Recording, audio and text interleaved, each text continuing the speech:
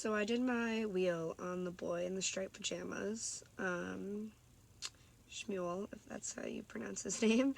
So I have I'm just going to go over my wheel, but his ethnicity is Polish. He's a lower class, younger kid. He's male. He's from Poland. His first language is English. He really struggles with fear and hunger, and he's confused why he's at this concentration camp.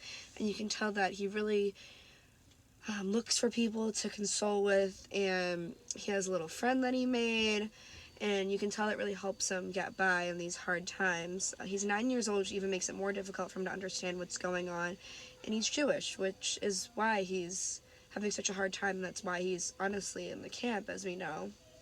He he has to try to hide, obviously, before he gets into this camp that he's Jewish and he's Polish, or otherwise, if he wasn't, he wouldn't be in these camps. And he portrays this innocent boy who's, again, sitting in the camp, and again, he really is just kind of helpless sitting there, and it's really, really, it's a really sad movie.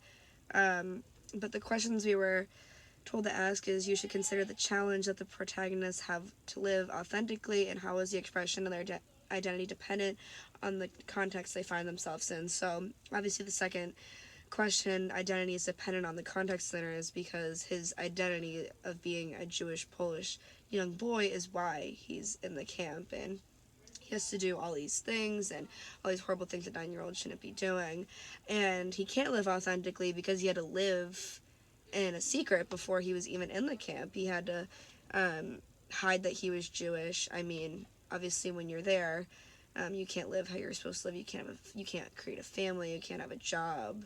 Um, you probably, I mean, most, it's sad to say, but a lot of people didn't make it out of those camps. So you can't live a life that humans are born to live, and that's like, as we went over, that dignified life. He can't live it, so he's really not living that authentic, making himself his own life.